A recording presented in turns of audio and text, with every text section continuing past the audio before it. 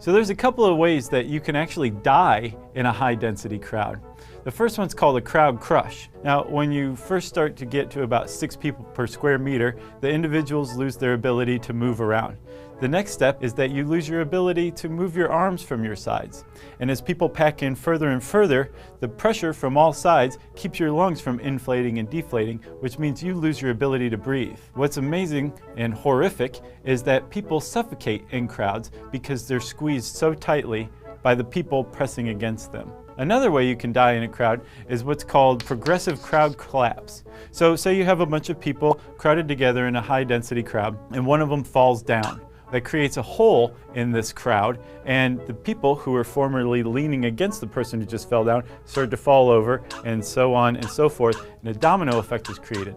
People start to pile up, and the ones on bottom are literally pressed to death by the humans who have piled up on top of them. One mark for humanity is that crowd researchers have shown that when individuals are given information, say something like, oh, someone ahead is being crushed to death, they respond positively by, say, backing up and alleviating the pressure on the crowd in front.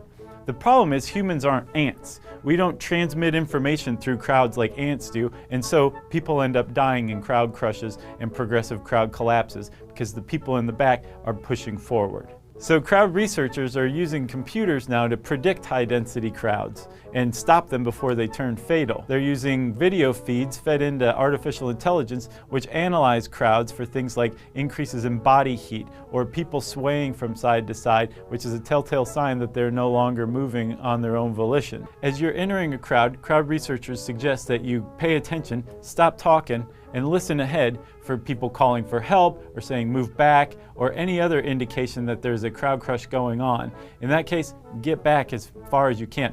If you find yourself in a crowd and it starts to surge forward, follow the crowd movement but move to the side as much as possible.